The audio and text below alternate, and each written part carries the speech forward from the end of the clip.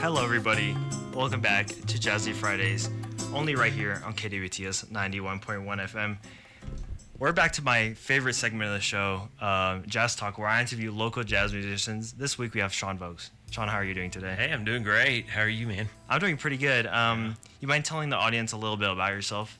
Yeah, absolutely. I grew up in San Antonio, and grew up in a home where it was a lot of music going on. Mm-hmm. My parents are both musicians. My dad is from the East Coast, and then went to conservatory up there, went to Juilliard, and then ended up down in South Texas. So he taught at St. Mary's University, taught piano. Mm-hmm. Before that, UT Austin, he was piano professor there. And then my mom is a pianist professionally as well. So she started out at Oberlin, and then did some work at UT. And then so they both were down in South Texas. My mom was actually from San Antonio. And so we just grew up with both of them being pianists. We both grew up with just a lot of music around the house all the time. And there were 8 kids. Yeah. So we all just kind of got real competitive and wanted to all play the piano at the same time. So we had to figure out how to, it was like a competition, I think. So just grew up there and then moved up here to come to WT. So I came up here and then met my wife up here. And so we have 3 kids, and we've just stayed up here. Amarillo's been a really good home for us. Mm-hmm. So that's awesome. Yeah. How long have you been playing piano for? A kind of as long as I can remember. I see. I don't think I ever remember not like being around piano and messing with it in some way, which I kind of joke around to people. I'm like, I think I'm actually English is my second language. I think piano might be my first. So we just grew up so much around it. I remember sitting like as a kid. I remember sitting the old crisscross applesauce underneath the grand piano in the living room, and I remember my dad sitting there and doing ear training exercises with us before we really even knew what all of that was. But he would sit there and he'd play a chord, and we'd have to guess major or minor, and then he'd add the diminished and the augmented thing, and then he'd add a 7 on there, and then we had to guess the minor 7s and all of that stuff. And so I just remember always kind of being around that stuff, and it just was part of almost like the fabric of our house. It wasn't a distinction there. I see. So I know you started playing piano at a young age, but when did you find out about jazz and wanted to get involved in jazz piano playing? Yeah, so that, I think I have to go back a little bit for that, because my dad went to high school in Plainfield, New Jersey with Bill Evans, the pianist Bill Evans. And so of all coincidences to be at high school together, and then my dad went off to college. When they graduated, he went to Juilliard, and Bill Evans went into the Army and into the military. And then I think Bill ended up coming back into New York City to go to Mannes College, but I don't know if it was Mannes College at the time, but that's the school that he went to. And so he went the jazz route. My dad was completely classical route. And so, I think I grew up with my dad talking about, Bill Evans, and showing me some transcriptions. And then I started listening to KRTU, Trinity University, jazz station, when I was really little. So we go to the Half Price bookstore in San Antonio, and we would just go, and at the time, Half Price bookstore wasn't like it is now. It wasn't all organized. It was just junk everywhere, and you just had to sort through it and figure it out. And so, or maybe it was just that Half Price bookstore, but at any rate, we saw, there was just piles and piles of vinyl and books. And I remember just kind of growing up at that Half Price bookstore, because it was real close to our house, and we just go almost, I think we probably went 3 or 4 nights a week, and they would always have that jazz station on. So I was just kind of fascinated by it, but it really wasn't a thing. Like the deal of jazz being in academia and in conservatories and all of that stuff that really hadn't happened yet. And so it was kind of like this thing that was over here, like pop music, that we're not going to do that. So I grew up, with all like playing Liszt and Chopin and Czerny exercises and, the whole thing, Beethoven sonatas. And so it wasn't really until I had a fascination with that, but it wasn't really till I got up to WT and WT jazz ensembles and the percussion professor, Dr. Susan Martin Tariq. She was there, and she came up to me. She said, "Hey, we might have a opening for the jazz ensemble for piano. Would you be interested?" And I said, "Well, I've never really done the jazz thing. Yeah. I've kind of dabbled in it a little bit, and I played some of those transcriptions from Bill Evans that my dad had given me. So I had those, but I really didn't know all the voicings and what I was doing. And I guess to a degree, I still don't know what I'm doing. Do any of us really know what we're doing when we're playing jazz? It's just a deep rabbit hole. But I think that's where I really got into it, was the WT Jazz Ensemble. And then we went up to Greeley, which I think the ensemble still goes up to Greeley, maybe from time to time. I know my high school did, but I don't think we WT does anymore, really. Yeah. So you've been up to that? Okay. In, my junior year of high school. Yeah.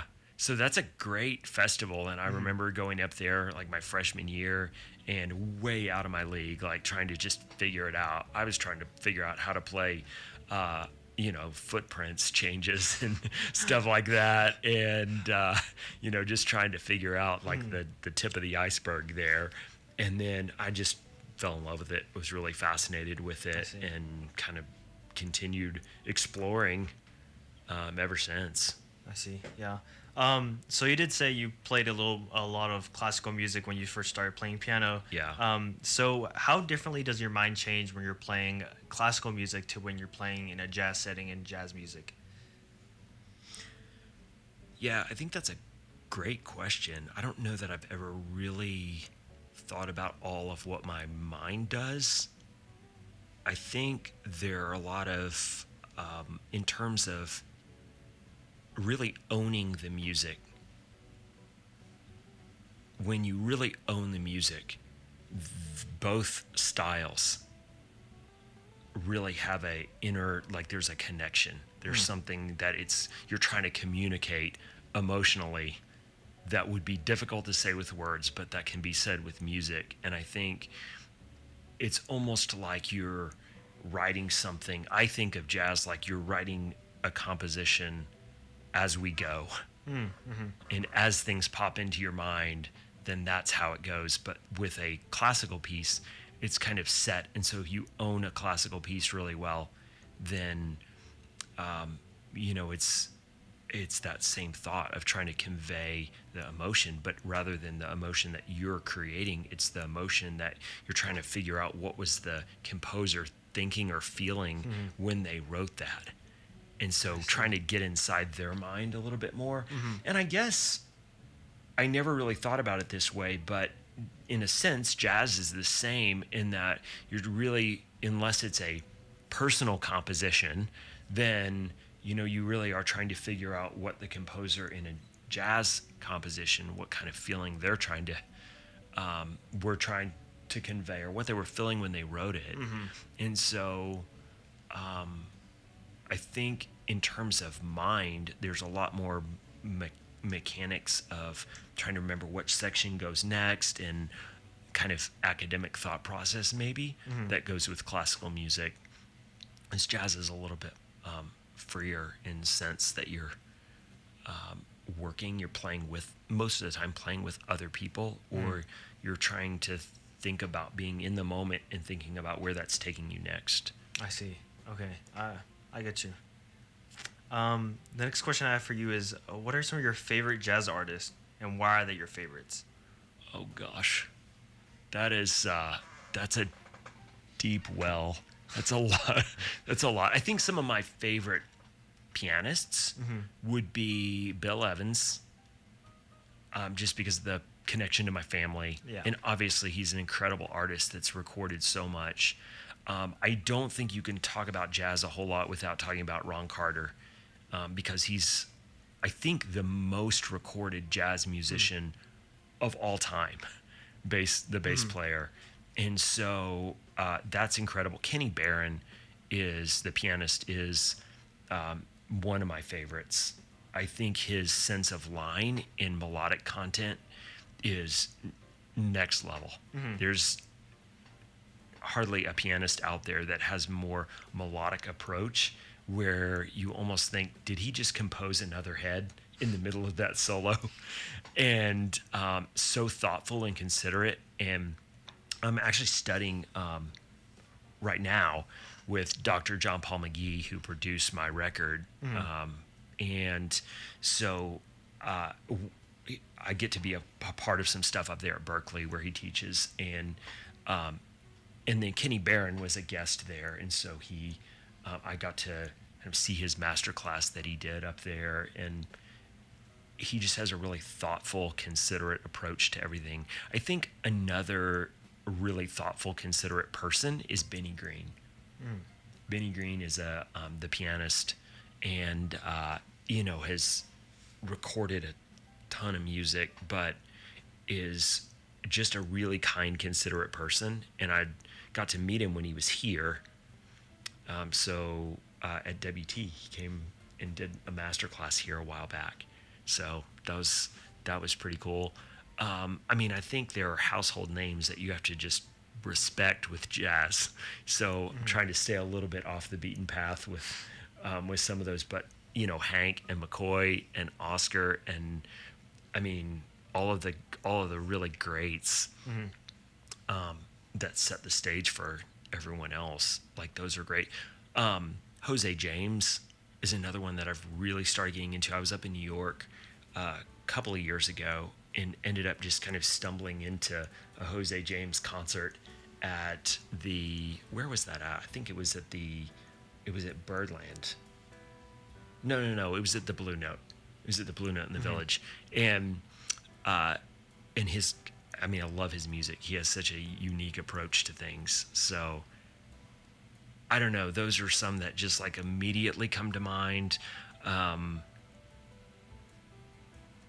But I think I'm always looking for new things and trying to explore different harmonies and different approaches to things. And my teacher, Dr. McGee, has a lot of albums out. And there are a lot of faculty up at Berkeley that have some incredible stuff out. And so, I love listening to a lot of their stuff. Yoko Miwa is a pianist, she's up in Boston and teaches at Berkeley as well. And she's got some incredible stuff. Like her album, Songs of Joy, might be one of arguably my favorites right now. I think I go through phases. I don't know if you're like that. Yeah. Like you just go through a phase where you're like listening to a lot of things at once. But yeah, that album is fantastic. And so I try to listen to not only people that have kind of set the stage, but modern artists that are recording now and doing a lot of incredible stuff. I see. So you did get into an album you do enjoy, but what are some of your other favorite jazz albums that you like listening to, and why do you find yourself going back to them all the time? Yeah, I think it's hard to say which are my favorite, because I kind of go through phases of listening to different things, but I do go back to a lot of Kenny Barron all the time. Like his Minor Blues album is right up there at the top, and what are some of the others that I would just like? I think Branford Marsalis. I really like a lot of his stuff. Belonging is an album that he did pretty recently, and I got to hear him at the New Orleans Jazz Festival this year. So I kind of went down a rabbit hole of listening to a lot of people that I was hearing, like right there. So Judith Owen was there, vocalist. of course, Harry Connick was there, Diana Krall was there. I go back to a lot of their stuff. I think it's great. So I think it's kind of depends on the day. I found this new artist, well, not new artist, but new to me, Kyle Roussel. That's a jazz pianist and really has a lot of marriage of styles, which I can appreciate. It's like does a lot of classical, Yeah. and kind of mixes that in. And then my teacher, Dr. McGee, he also does that as well. He has an album called Gospel Jazzical. And so he's a gospel artist, but also has a strong classical background and a lot of jazz as well. And so he kind of married those three. So I think I go back to a lot of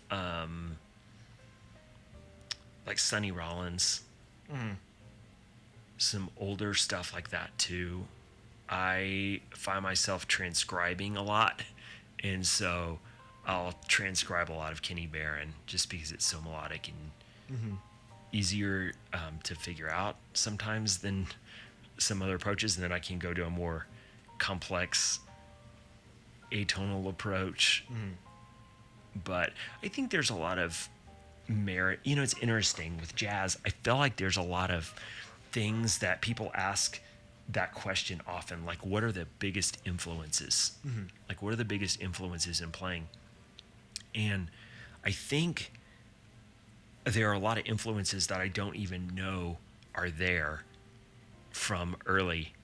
Just the sounds that are in my head, and I don't know if it came from like Liszt etudes that I played or Messiaen, or so there's a lot of kind of marriage of styles. And I think that when you look at like Bill Evans playing, a lot of his textures and styles are also grab a lot of French impressionist in there.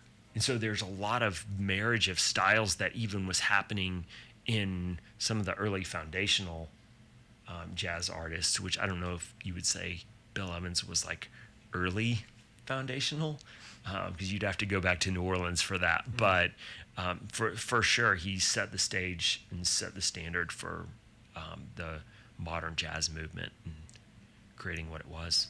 I see. Well, the next thing I wanted to get into was, of course, your album. You did kindly bring one of your albums here to bring us. Can you tell us a little bit? Because I'm pretty sure you have 2 albums, correct? Yes, yeah. So the first album that I did was called Reflections of Simplicity, and that was a couple of years ago. The release was a couple of years ago. But this one is, Mundane Fascinations, was just recently released. So it's hot off the press. Yeah.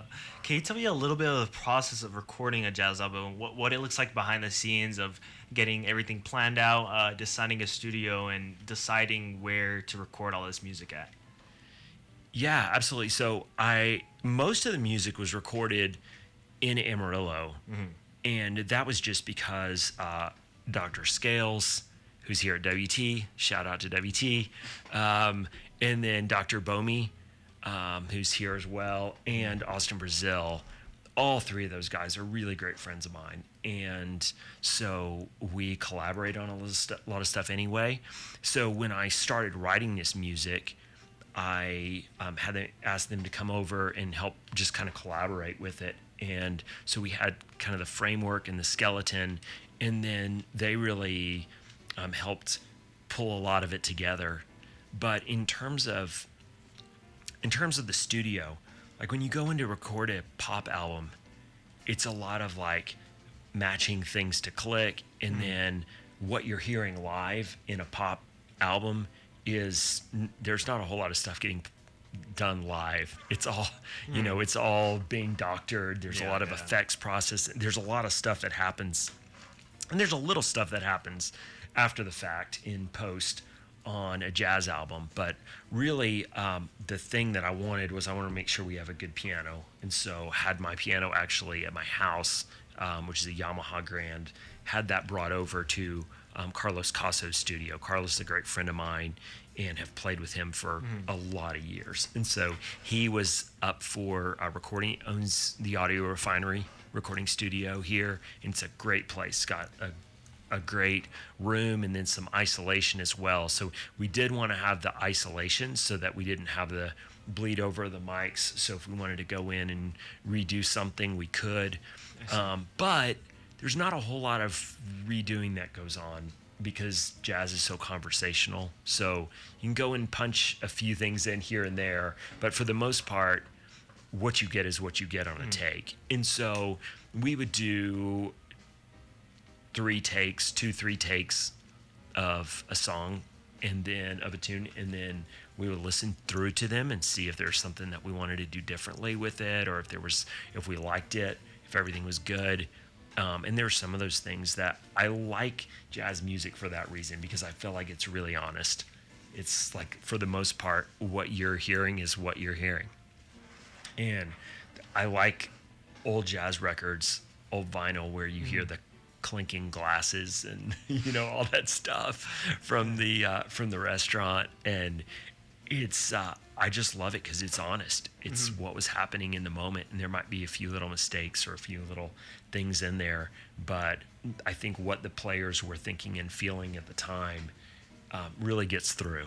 I see. So that was kind of the approach to it. Now, with one of the songs, I actually recorded that in Boston at Berkeley in their recording studios there, and they've got a great setup there and a great piano, and so and that was just for the convenience of having the violinist who's on that track be able to do it there. So it's a fun process. I think some of it is like, where are the musicians, where are we, and how can we find something there that really works. But I also trust Carlos a lot with it. I've worked with him a long time, and he was on the previous album. He recorded the previous album that I did. And so once it goes and gets recorded, then it goes and it's mixed. And then that's a not too long process. And then the mastering happens after that. And so there's a guy that I know down in, good friend of mine, and Carlos is named Jerry Tubb. And Jerry's from this area. He's from Levelland, but he actually ended up moving up to Levelland, but he's been down in Austin for years. So he did the mastering on both of those. I see. Okay. Yeah. Well, the next question I had for you is, all these charts are obviously very different and unique. Yeah. But what is the process of creating these go through? Like, did you write all of them on your own? Was it a jam session, or how exactly did you create all these different songs? Yeah. So great question. So when it comes to like a concept for an album, it usually kind of starts with 1 or 2 songs that I'm just working on. And a lot of times, like on Friday mornings, I'll sit in my music room and just kind of work out ideas. And I would say most of those ideas never get realized.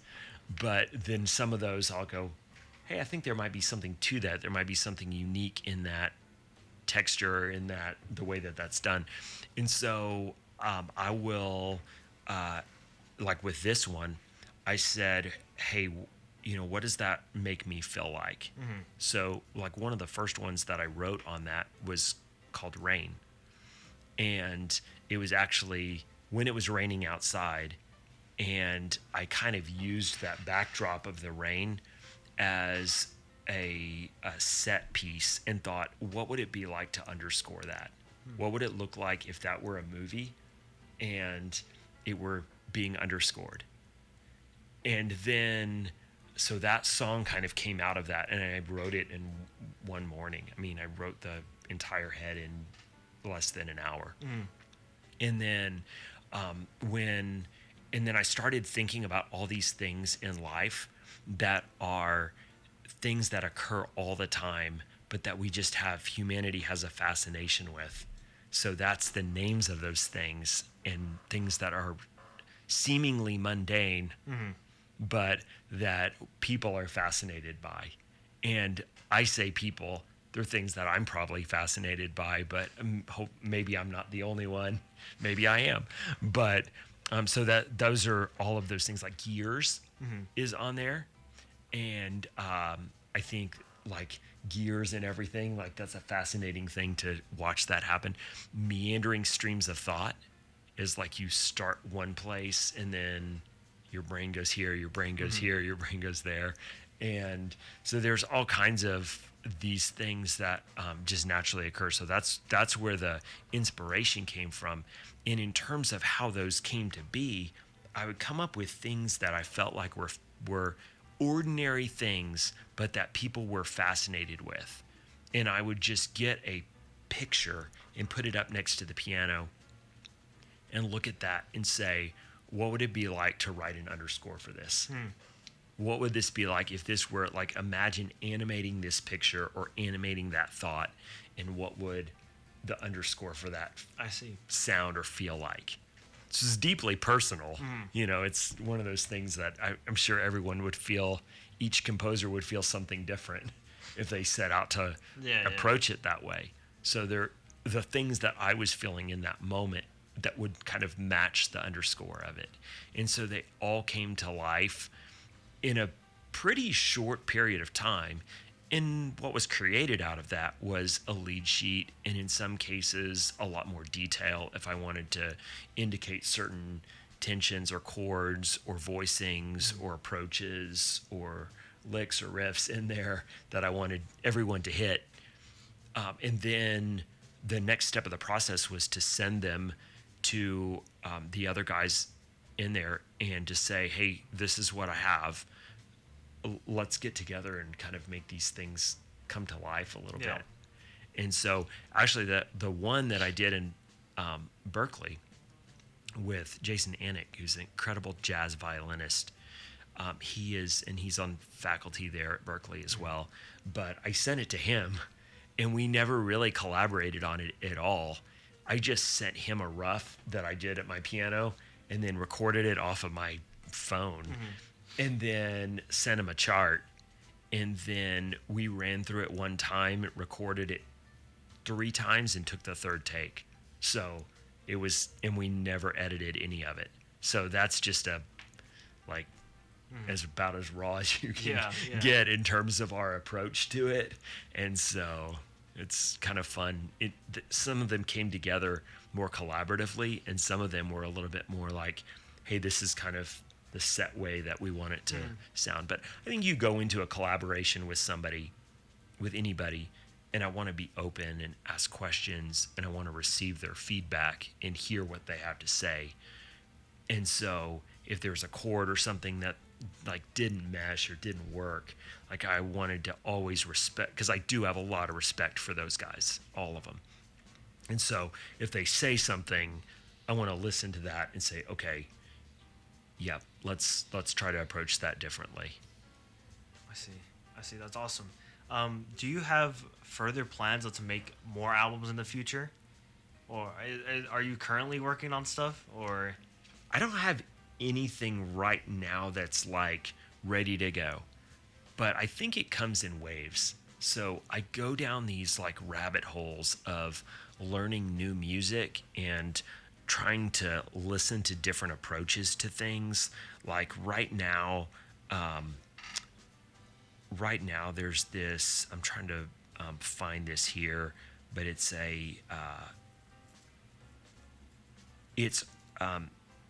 Hubert Nuss, and there's so many just different approaches that he has to harmonies.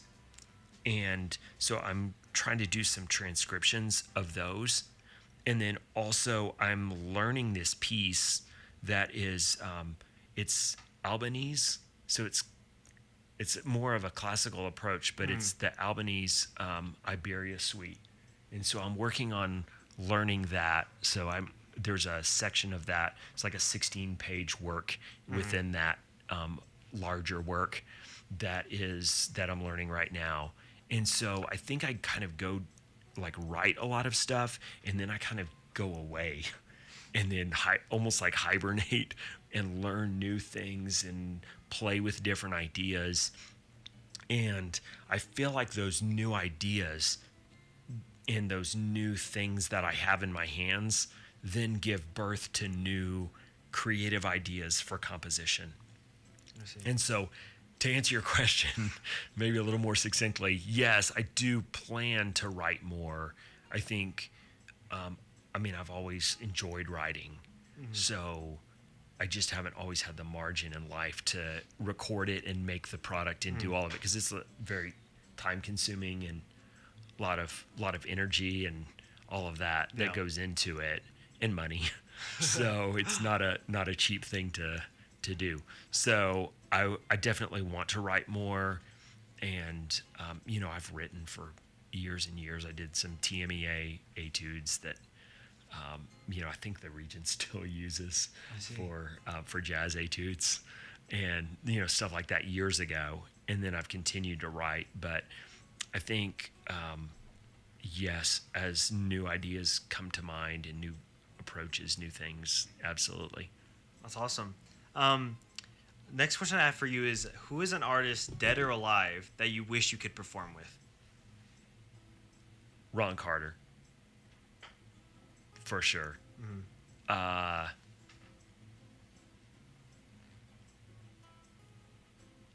Also, Thelonious Monk, Miles Davis, John Coltrane.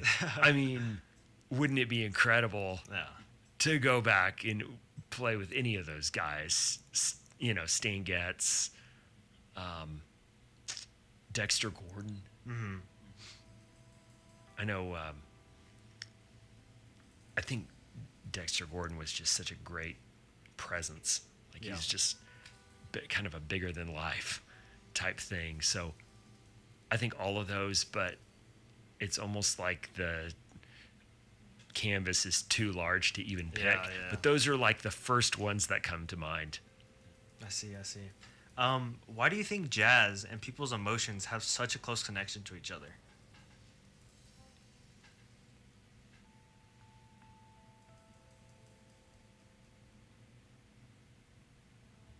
I think maybe because when you get past the technical facility of jazz, the ability to say what you're feeling in sentences, in musical sentences, is an outward expression of what's happening inside, and so it's deeply personal. And when it's deeply personal, then it is something that you are sharing maybe the most vulnerable part of yourself with someone else. And I think that might also be why it's so hard to put music out there. I see. To create music and put it out there for the world to hear is a pretty vulnerable thing.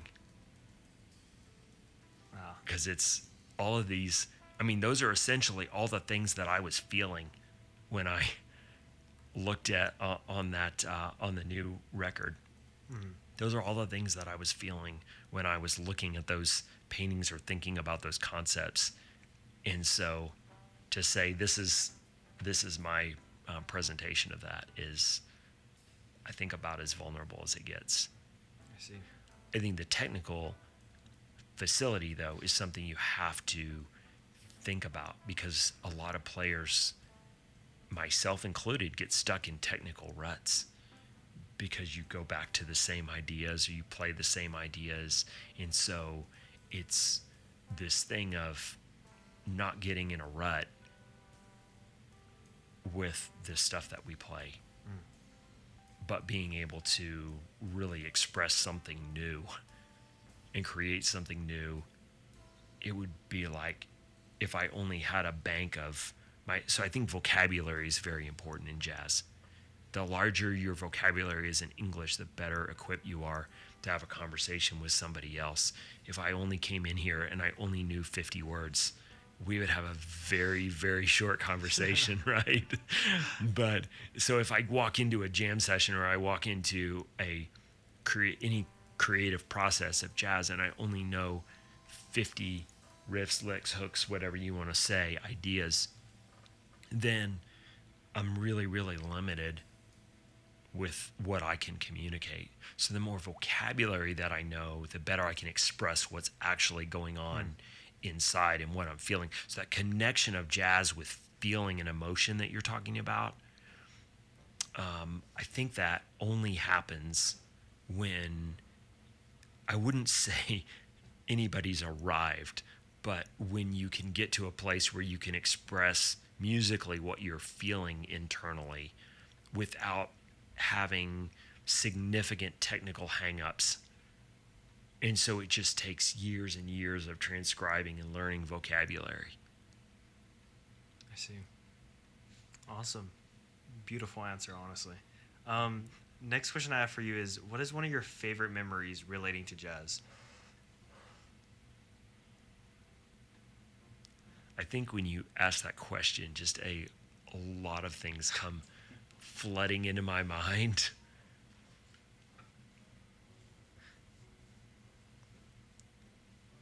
I think maybe I'll just kind of say the first ones that come to mind. I don't know if those are my favorite necessarily, but I think the first ones that come to mind are early on,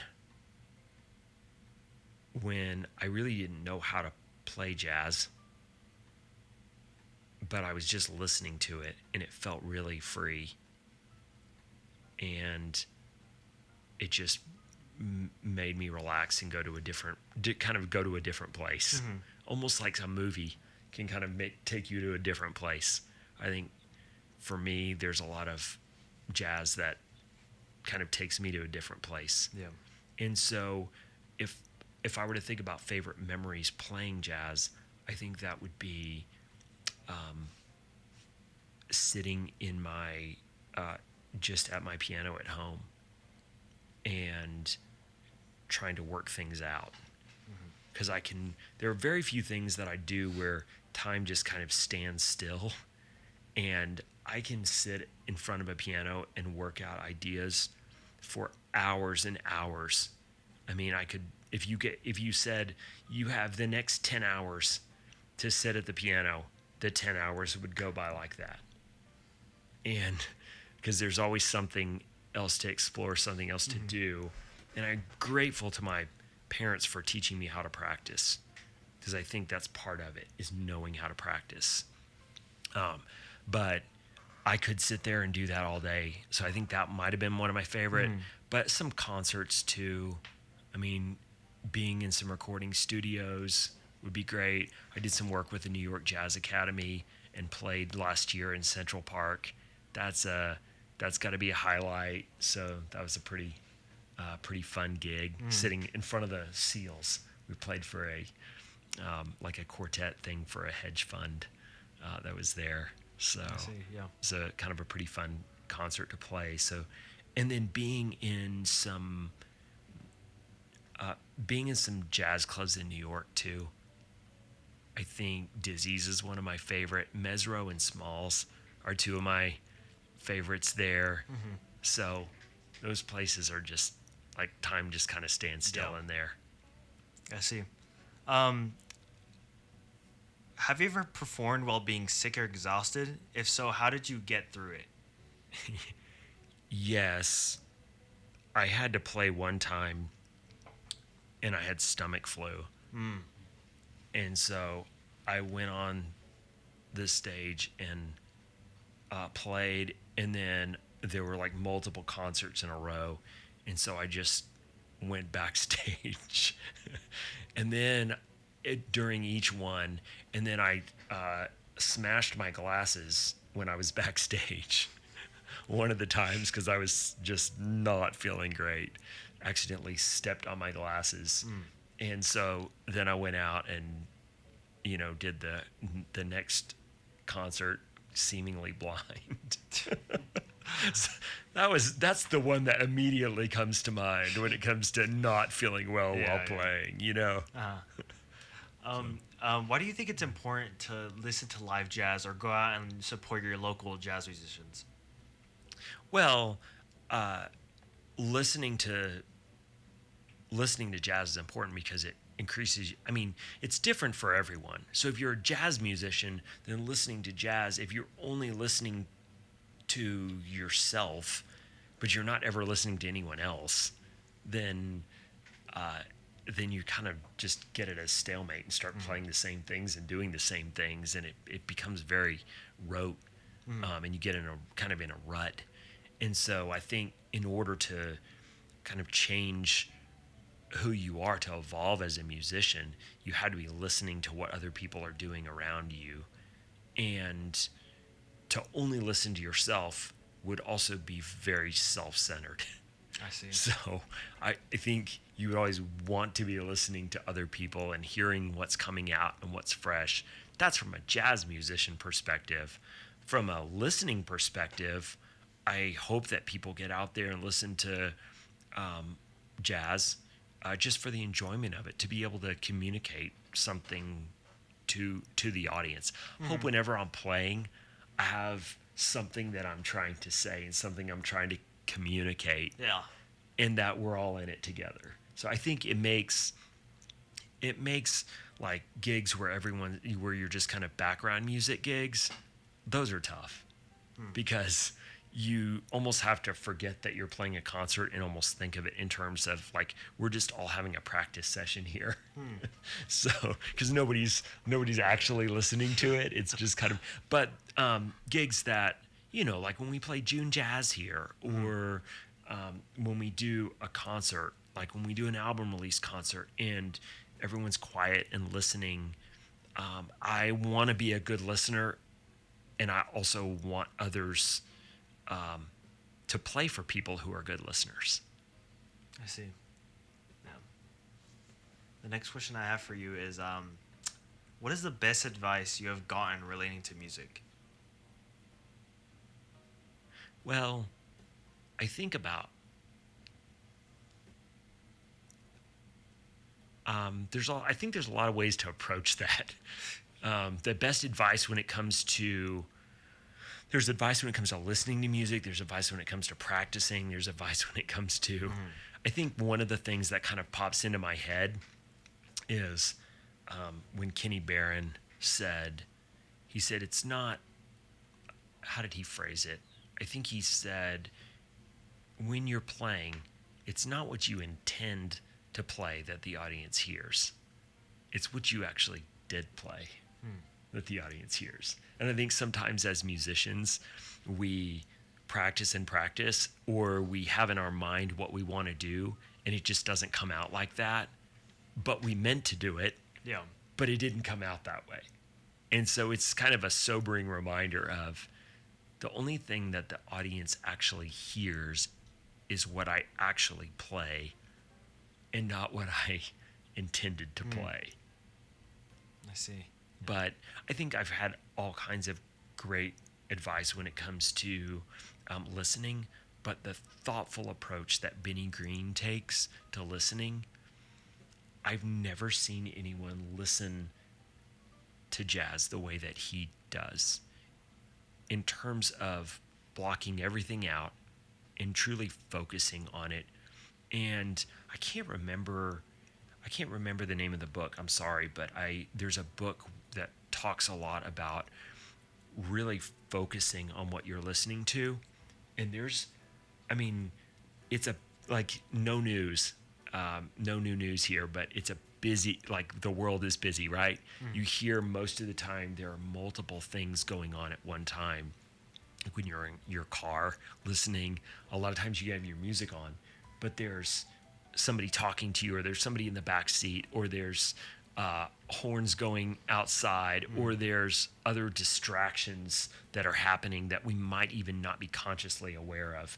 Most of the time, even if I'm in my house, there's a refrigerator humming, and there's the dog barking, or there's a bird outside, or there's the refrigerator or the washing machine, or whatever's going on. There's I think with sound, there's a lot of things going on at once. And so my ability to stop and really listen to something is often few and far between. So I've tried to just create a space in my house where I've got my Denon record player, and I sit there, put the vinyl on, and just try to block out as much of everything else as possible and turn off the phone and just listen without needing to be reading while I'm listening or thinking about something while I'm listening, but just listen and let my mind kind of go with the music. I don't know if that's a good way of approaching that. No, it is. It definitely is. It definitely is. Well, that leads me to my next thing is, how do you feel about the direction that jazz is currently going in? Oh, I mean, I'm so encouraged. It's such a, it has been such an influential art in so many other styles. Without jazz, you wouldn't have most modern styles. They've kind of evolved from jazz. Yeah. And so I think jazz continues to, no breaking news to anyone that jazz is not the most listened to genre, but I'm just not concerned by that. I think it's a way that it connects with me, and a way that it connects with a lot of people like you guys. And so, like, let's not beat people up for not listening to jazz. I think if there's something that someone wants to listen to it. If you don't, then don't. Yeah. And there are a lot of people out there listening to jazz. And I think one of the common one question that somebody asked me one time on a radio interview was, what do you say about when people say that jazz is dead? And I would just tell them, go to Chicago, go to New York City, Amarillo, Texas. There's live jazz happening all over the place. And there are 40 piano faculty, I think, with adjunct included at Berklee College of Music. And there are concerts every single night. I mean, we could fly to New York right now, start listening to jazz, and be doing that until 4 or 5 in the morning. And so there are so many hundreds and hundreds of incredible artists. I'm really appreciative for platforms like All About Jazz that really celebrate new artists and promote those things. And the amount of new music that's put out in the jazz genre itself is really incredible. And I remember a professor, friend of mine, he was teaching a jazz appreciation class, who will be unnamed, but he's teaching a jazz appreciation class, and he was asking the class, what music do you know, what jazz do you know right now where people are writing new music? Like, who are the new artists that you know? Because people were naming people like John Coltrane and Miles Davis and the Big Ten that everybody names or whatever. And he just said, well, what are some new artists that are out there recording right now? And nobody in the class knew anybody other than, I think, maybe somebody named Robert Glasper. But it was like, there's so much incredible music being written out there right now, and I love exploring all of that stuff. I see. Yeah. I don't know if that answers that question, it definitely does. but It definitely does. Well, sadly, the last question I have for you is, what advice do you have for up and coming jazz musicians? I would just say, listen a lot. And listen not just to listen, but listen with a transcribing ear. So listen and transcribe as much as you can. And I think a lot of times jazz musicians will come up and they'll say, I just want to sound like myself. And I think that's true. You want to sound like yourself. But in order to sound like yourself, you have to learn the vocabulary first. Just like all of us learned a lot of English words so that we sound like ourselves. Yeah. And I think in order to sound like yourself, you have to imitate other people first. And then you can bring those things together and start sounding like yourself. I see. Well, the next moment I want to give you is I want to give you the floor to just promote anything, shout out any local artists that you want to shout out, and just promote any gigs you got going on. Of course, your album, but the moment is yours. Yeah, that's great. I mean, I would love for everyone to go on to, it's a Minor Third Records, which is my own indie label that I created for jazz. And so the new album is available on CD and on vinyl. The other album that I did, Reflections of Simplicity, is also available online. So it's the website is minor3records.com. It's MINOR, the number 3 records.com. And on that site, you can get all of that. And I would say I would give a big shout out to guys in the Amarillo area that are just making jazz come to life. And I think about like friends that I've played with for a long time, Jim Laughlin, Carlos Caso, Chuck Alexander, and of course the guys that are on this album, Nick Scales and Austin Brazil and Ryan Bomey, who are really just great friends and incredible musicians and people that I love to hang out with. And they make the jazz scene, all those guys make the jazz scene really come alive here in Amarillo. And so I think I'd be remiss if I didn't do a shout out to them and all the other great Amarillo jazz artists around. I mean, because there are a lot of them. And I'm really thankful we all get to do it together and we all get to be friends doing it. So it's great. Yeah. Awesome. And then lastly, I like to ask all my guests to recommend a song to be added to the playlist forever, and of course to be played after the interview. So what song or songs would you like to recommend today? Yeah, so I think there are 2 that I would recommend, and one of them is called Efficiencies, and it's just a really kind of fast-paced, lighthearted tune. And I think it just had a lot of fun with it.